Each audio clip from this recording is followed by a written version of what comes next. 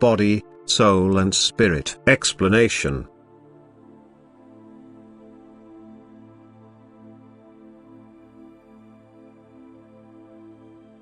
People cannot understand the relationship between body, soul and spirit, which makes it difficult to explain to them the working of the spirit.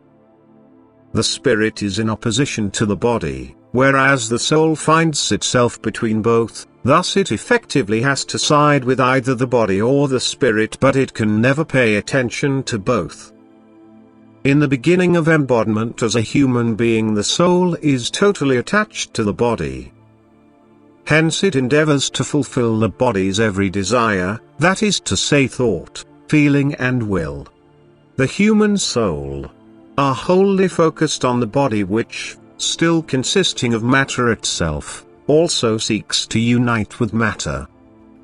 Thus the person will long for material possessions because they epitomize the body's satisfaction. Therefore the spirit will not come into its own. The soul ignores the spirit's demands. The spirit cannot find acceptance because the body is still stronger and completely occupies the soul, thus dominating its thoughts and aspirations. However, the soul can also recognize the worthlessness of earthly things. It can consider its bodily wishes to be unimportant. It can demand more of earthly life than mere material goods. Then the spirit comes into its own. Then it will express itself and be listened to by the soul. The soul will start to move in a different direction. It will no longer ask for the body but strive for spiritual values. It will accept being taught, that is, it shall willingly accept what the spirit conveys. Indeed, it will feel happy and pay consistently less attention to the body, or it will try to incline the body to do what the spirit demands of the soul, to renounce earthly matter in exchange for spiritual knowledge.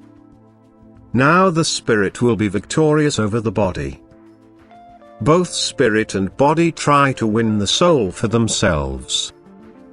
And as soon as the spirit has succeeded in displacing the desires of the body, it is the stronger. But what is meant by spirit? The spirit is the divine in the human being. It is that which identifies the human being as God's living creation. The spirit is the bond which connects the human being to the eternal Father Spirit. It is the human being's realization that he will always be in contact with the Father of eternity.